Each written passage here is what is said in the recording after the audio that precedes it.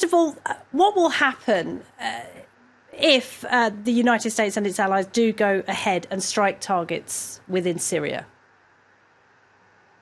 Well, this is a huge problem. It's almost impossible to predict whether the Russians will carry through on their own threats to retaliate. The great problem here is that both Russia and America have painted themselves into a corner. We're now in a game of chicken where both have threatened to take action or retaliatory action. Now, the Russian options for retaliatory action are multiple.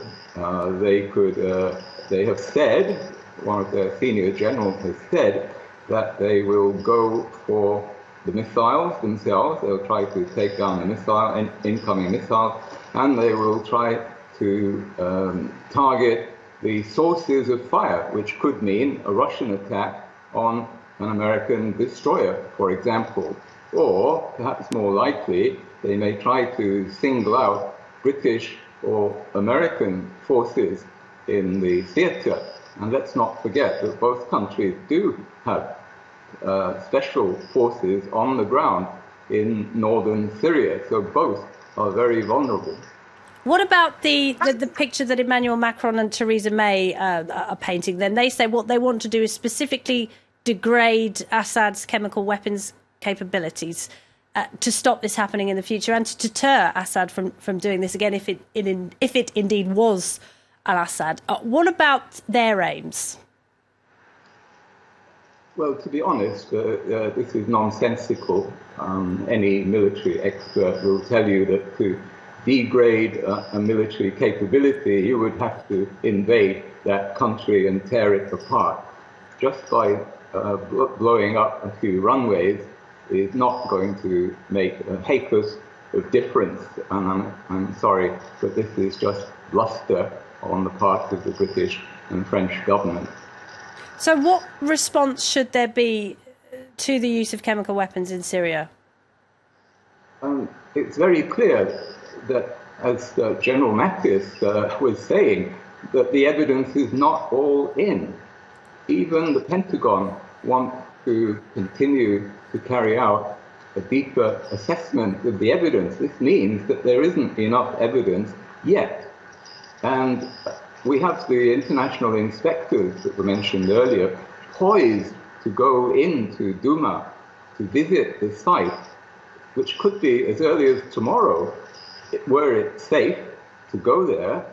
The obvious correct course is to encourage that inspection visit to go ahead, to collect evidence at the site and to assess it before envisaging any military action.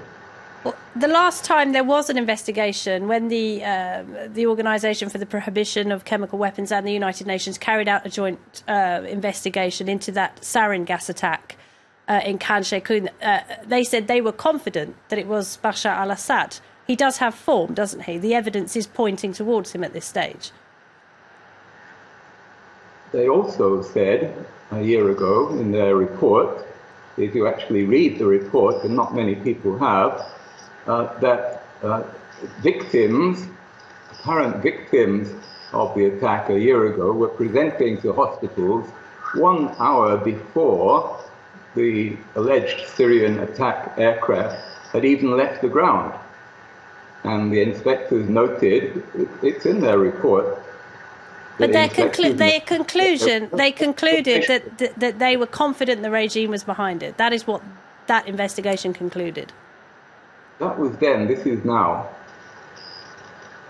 But what about, I mean, what you're saying is pretty much what the Russians are saying. Would you say that the Russian government and the Assad regime are more credible than the British and the French governments? Is that what you're saying at this stage?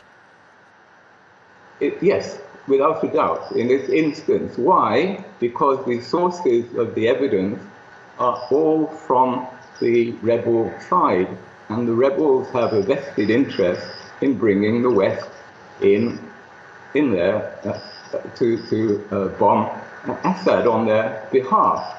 All the evidence comes from when we hear reports about monitors and doctors and aid workers, this is misleading. These are all jihadi assistants.